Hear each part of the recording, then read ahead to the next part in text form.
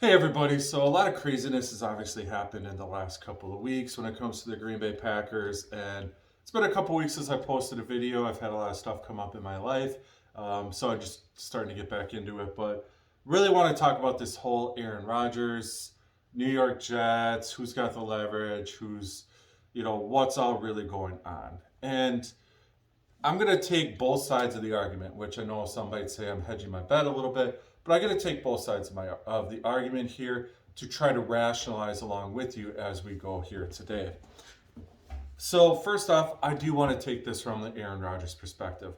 Um, a couple years ago, obviously you had the offseason of unrest and I don't want to play for the Packers, and then he aired his grievances. And in a lot of cases, I really do understand what he's saying. The way that some of the veterans, especially some of his friends, were treated on the way out of Green Bay. He thought they should be treated at least with more respect than what they were given. He was obviously not upset at Jordan Love because he loves the kid. He actually has gone out of his way and say he loves Jordan. But it's what the pick represented. Not the kid, not the player, but what the pick represented.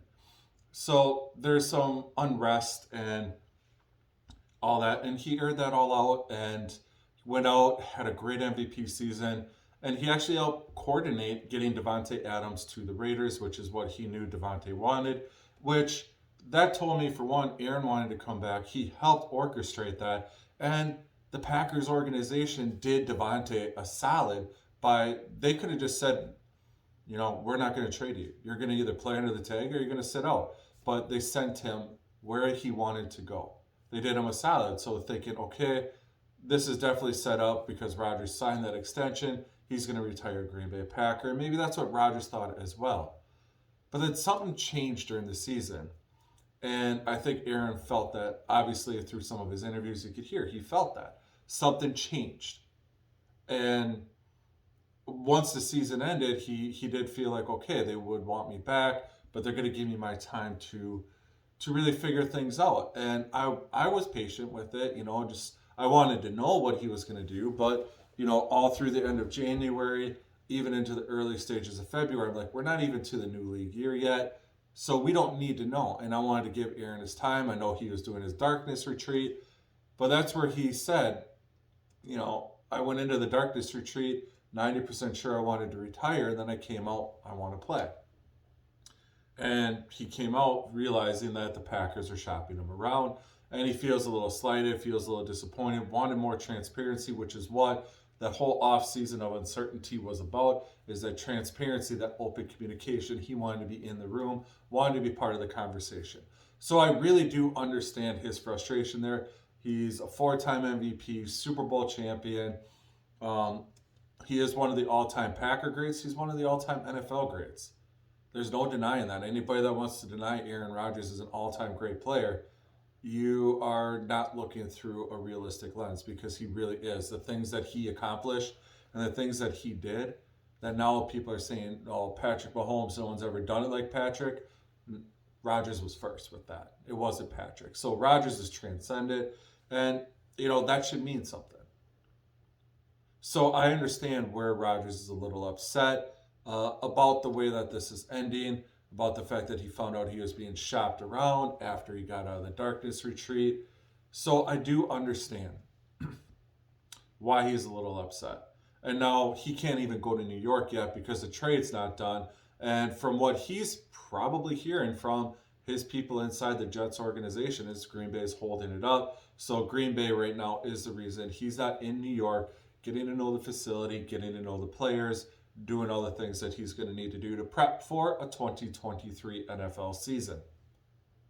But now we're going to do the flip side. And we're going to talk about the Green Bay Packers. Because his offseason of unrest, Aaron Rodgers, meaning, it's no different with any other football team. Every other organization does this.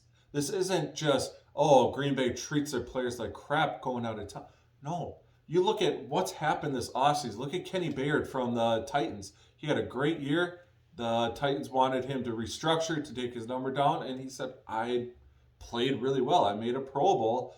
My play doesn't warrant any type of a pay decrease, and now they're going to cut him. This happens all over the NFL.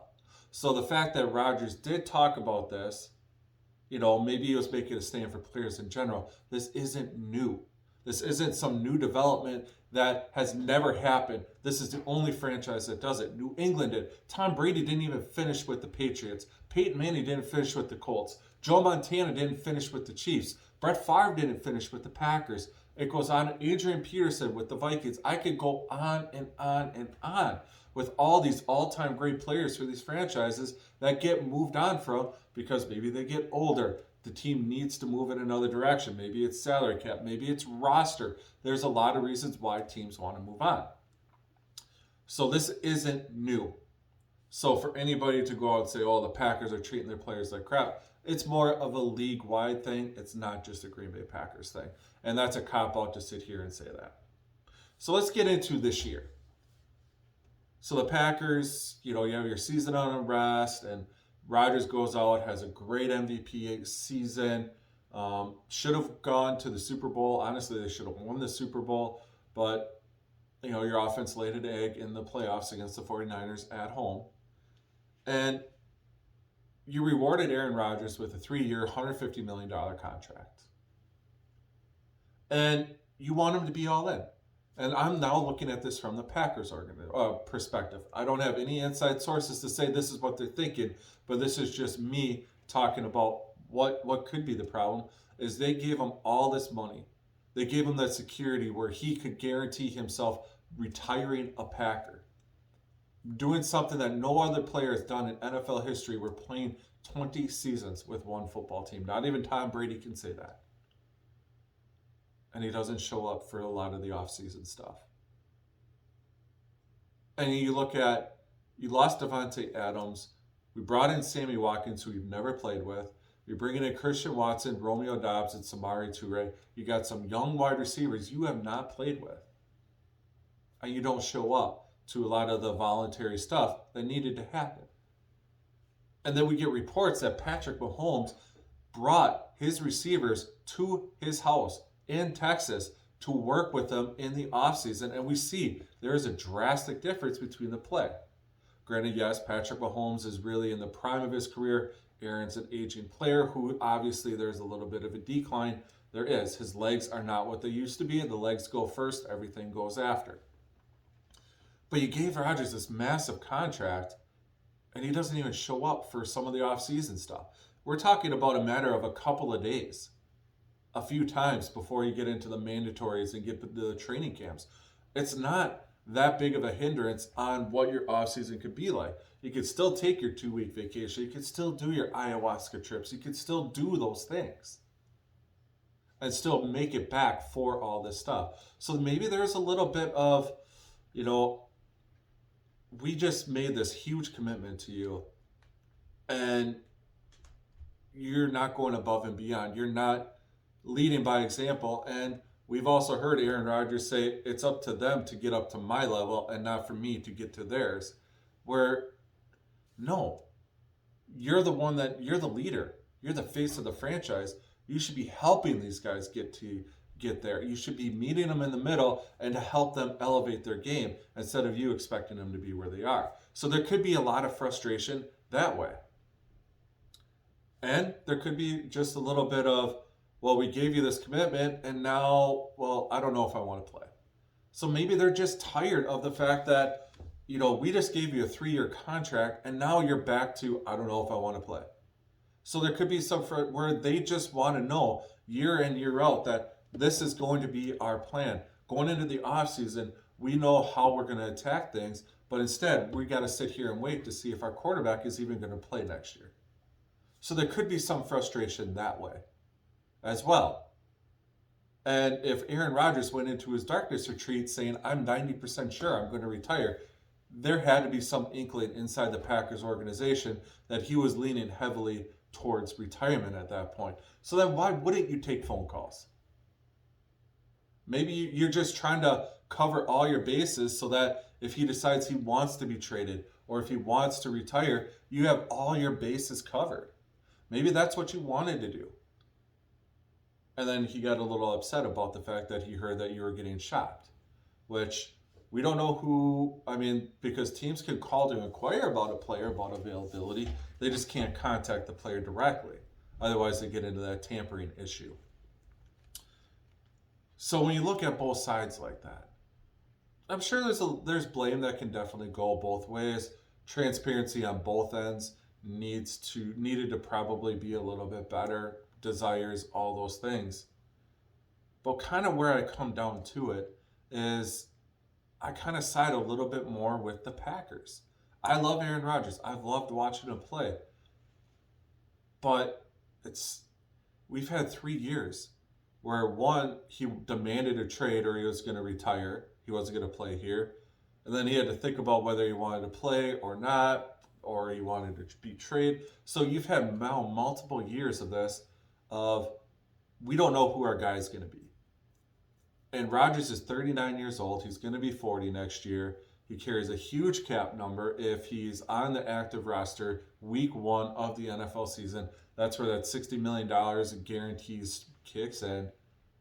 Like, we don't know if he's actually going to be all in. I know he says if he's coming back, he's all in, but is he? And I think it's just the kind of waffling back and forth. The thing that Rodgers said he never wanted to be, which is he didn't want to end up like Brett Favre, meaning the waffling and all that stuff and the uneasiness, the unrest. Well, now it's starting to turn into that.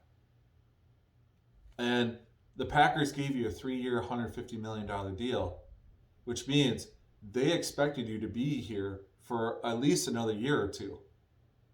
And they were going to I believe they were going to flat out admit, hey, we drafted Jordan Love. You proved that it was a premature thing.